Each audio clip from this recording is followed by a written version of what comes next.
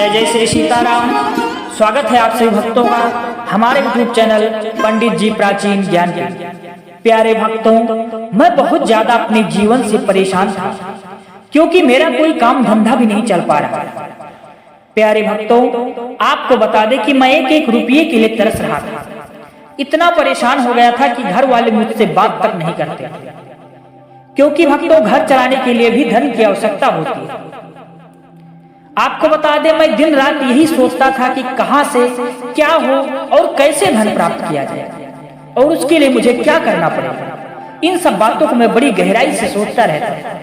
तभी मेरे मन में एक बात याद आती है कि भगवान पर भरोसा है तो क्या नहीं मिल सकता है, और हमें तो भगवान पर पूरा विश्वास है। तो आज हम भगवान से कुछ मांग क्यों नहीं लेते। फिर मैं महाबली हनुमान जी को प्रसन्न करने के लिए उनके मंत्र का श्रवण करना प्रारंभ कर दिया। आपको बता दें भक्तों, जैसे ही मंत्र का श्रवण करना प्रारंभ किया वैसे ही मेरे अंदर एक अद्भुत ऊर्जा का संचार होने लगा और मेरे अंदर की जितनी नकारात्मक सोच थी वो सब बाहर आ गई। फिर देखते ही देखते मेरे सभी कार्य बनने लगे और पैसा भी बहुत अधिक आने लगा और इतना धन आने लगा कि हमारा परिवार अच्छे से जीवन व्यतीत कर रहा है। और आज प्रभु हनुमान जी की कृपा से हमारे पास सब कुछ है।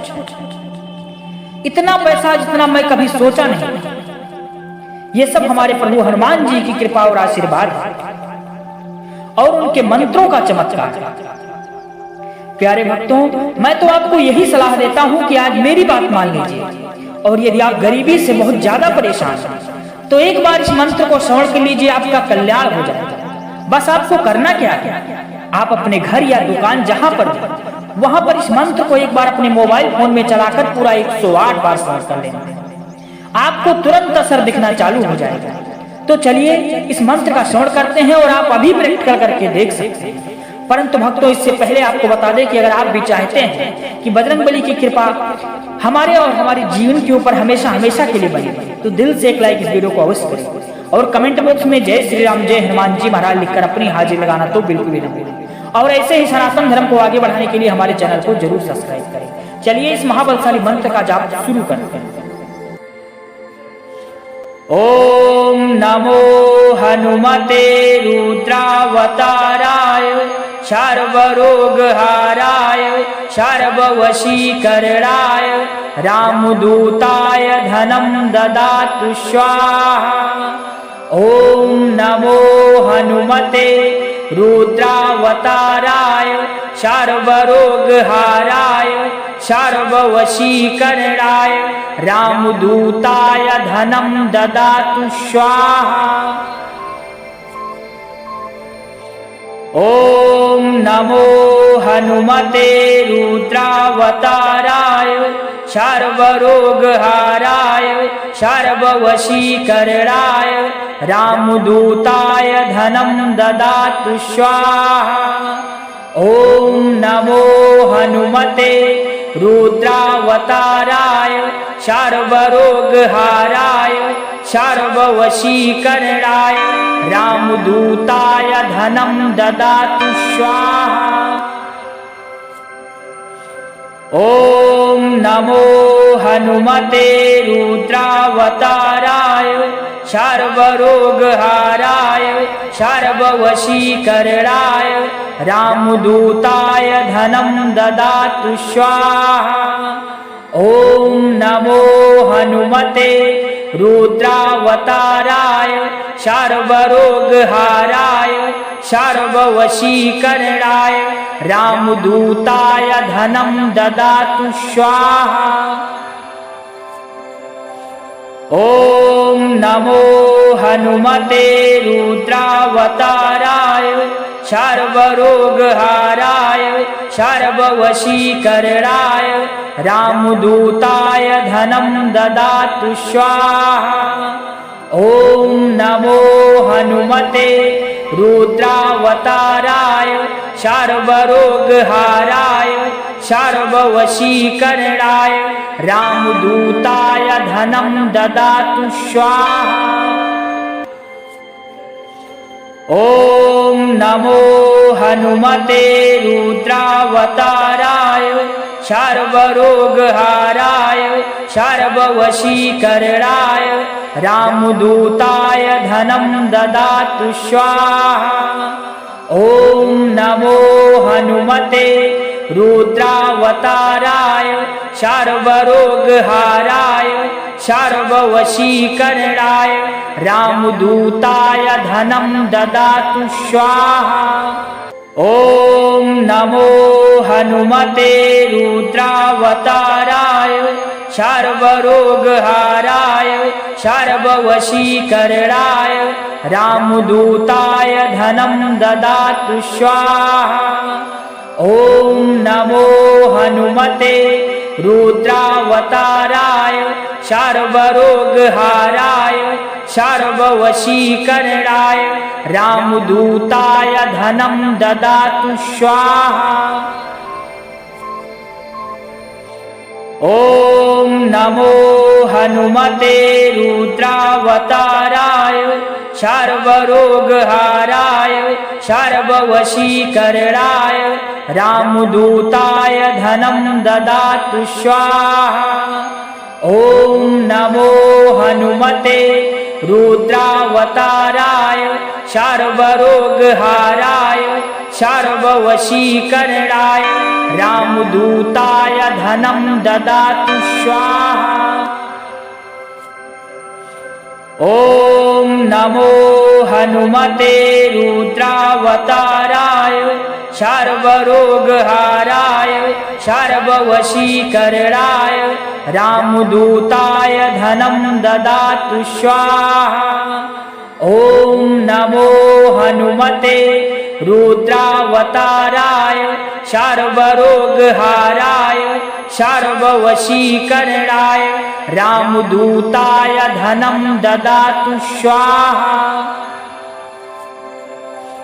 ॐ नमो हनुमते रुद्रावताराय सर्वरोगहाराय सर्ववशीकरणाय रामदूताय धनं ददातु स्वाहा। ॐ नमो हनुमते रुद्रावताराय सर्वरोगहाराय सर्ववशीकरणाय रामदूताय धनं ददातु स्वाहा। ॐ नमो हनुमते रुद्रावताराय सर्वरोगहाराय सर्ववशीकरणाय रामदूताय धनं ददातु स्वाहा। ॐ नमो हनुमते रुद्रावताराय सर्वरोगहाराय सर्ववशीकरणाय रामदूताय धनं ददातु स्वाहा। ॐ नमो हनुमते रुद्रावताराय सर्वरोगहाराय सर्ववशीकरणाय रामदूताय धनं ददातु स्वाहा। ॐ नमो हनुमते रुद्रावताराय सर्वरोगहाराय सर्ववशीकरणाय रामदूताय धनं ददातु स्वाहा। ॐ नमो हनुमते रुद्रावताराय सर्वरोगहाराय सर्ववशीकरणाय रामदूताय धनं ददातु स्वाहा। ॐ नमो हनुमते रुद्रावताराय सर्वरोगहाराय सर्ववशीकरणाय रामदूताय धनं ददातु स्वाहा। ॐ नमो हनुमते रुद्रावताराय सर्वरोगहाराय सर्ववशीकरणाय रामदूताय धनं ददातु स्वाहा। ॐ नमो हनुमते रुद्रावताराय सर्वरोगहाराय सर्ववशीकरणाय रामदूताय धनं ददातु स्वाहा। ॐ नमो हनुमते रुद्रावताराय सर्वरोगहाराय सर्ववशीकरणाय रामदूताय धनं ददातु स्वाहा। ॐ नमो हनुमते रुद्रावताराय सर्वरोगहाराय सर्ववशीकरणाय रामदूताय धनं ददातु स्वाहा।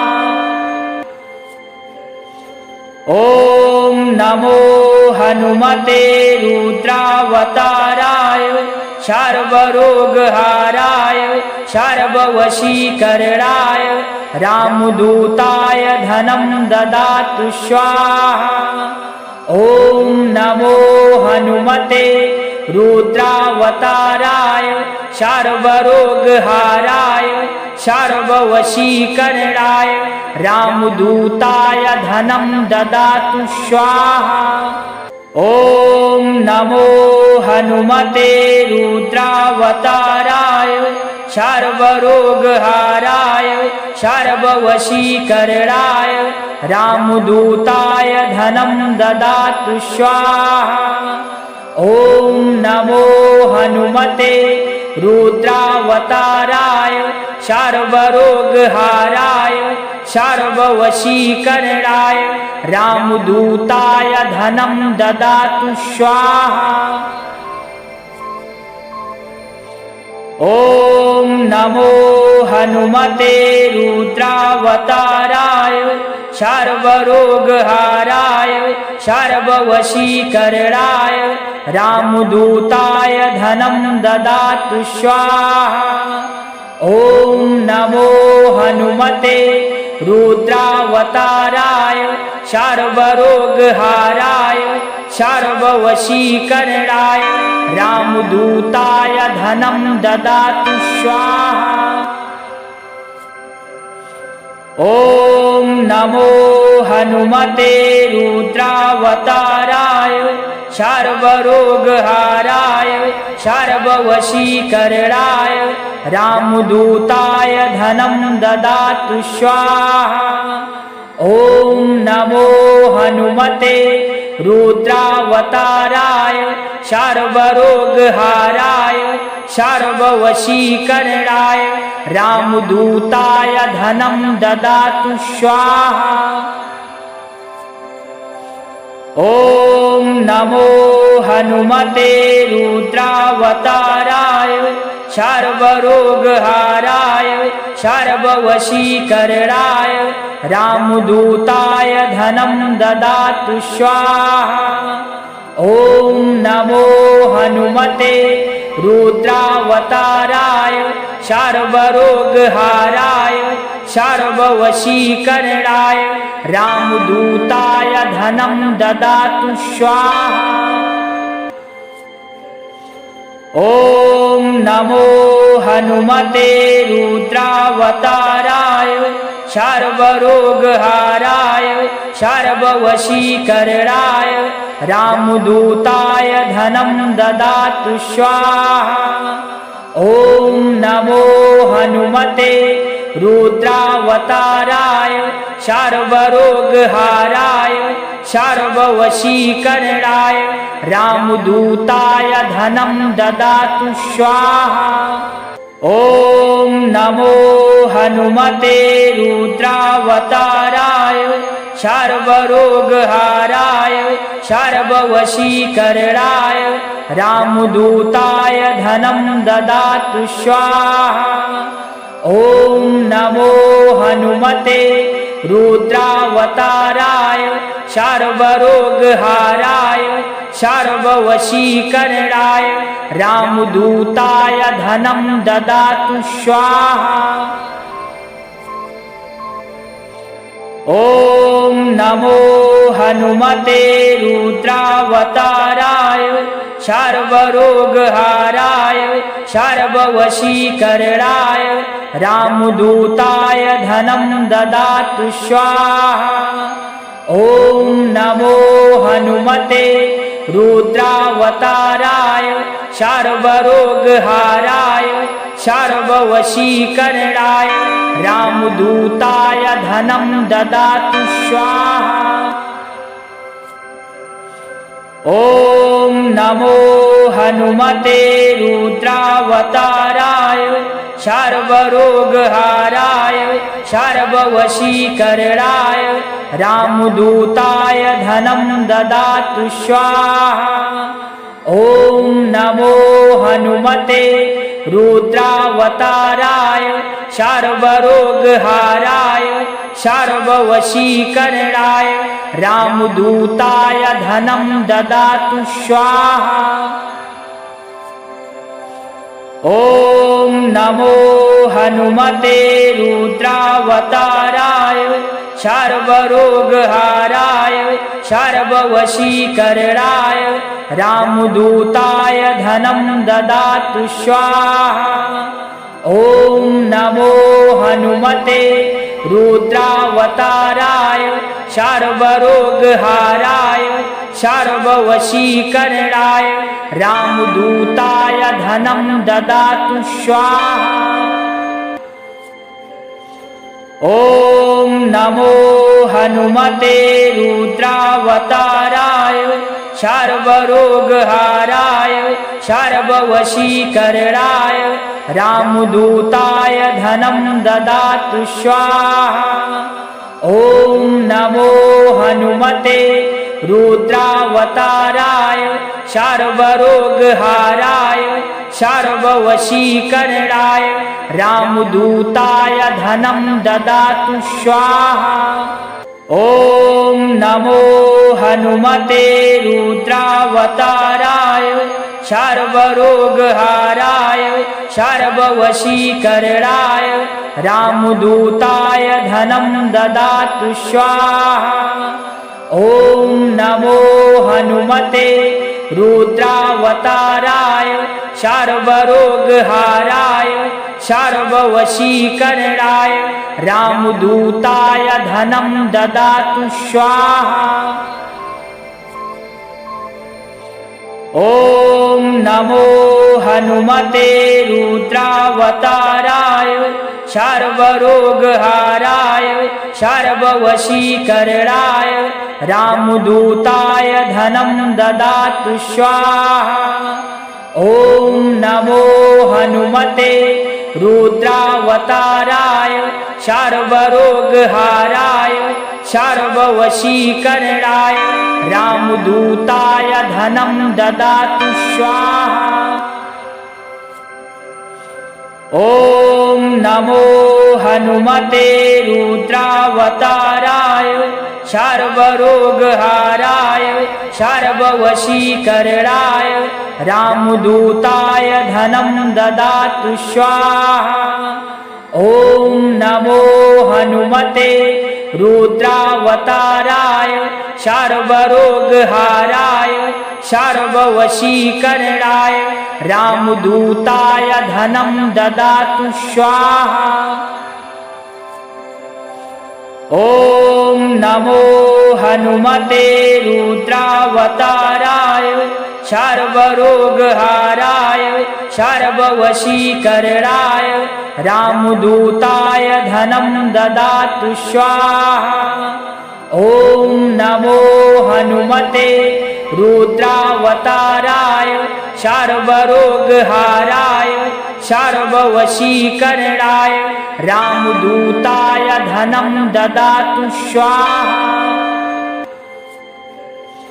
ॐ नमो हनुमते रुद्रावताराय सर्वरोगहाराय सर्ववशीकरणाय रामदूताय धनं ददातु स्वाहा। ॐ नमो हनुमते रुद्रावताराय सर्वरोगहाराय सर्ववशीकरणाय रामदूताय धनं ददातु स्वाहा। ॐ नमो हनुमते रुद्रावताराय सर्वरोगहाराय सर्ववशीकरणाय रामदूताय धनं ददातु स्वाहा। ॐ नमो हनुमते रुद्रावताराय सर्वरोगहाराय सर्ववशीकरणाय रामदूताय धनं ददातु स्वाहा। ॐ नमो हनुमते रुद्रावताराय सर्वरोगहाराय सर्ववशीकरणाय रामदूताय धनं ददातु स्वाहा। ॐ नमो हनुमते रुद्रावताराय सर्वरोगहाराय सर्ववशीकरणाय रामदूताय धनं ददातु स्वाहा। ॐ नमो हनुमते रुद्रावताराय सर्वरोगहाराय सर्ववशीकरणाय रामदूताय धनं ददातु स्वाहा। ॐ नमो हनुमते रुद्रावताराय सर्वरोगहाराय सर्ववशीकरणाय रामदूताय धनं ददातु स्वाहा।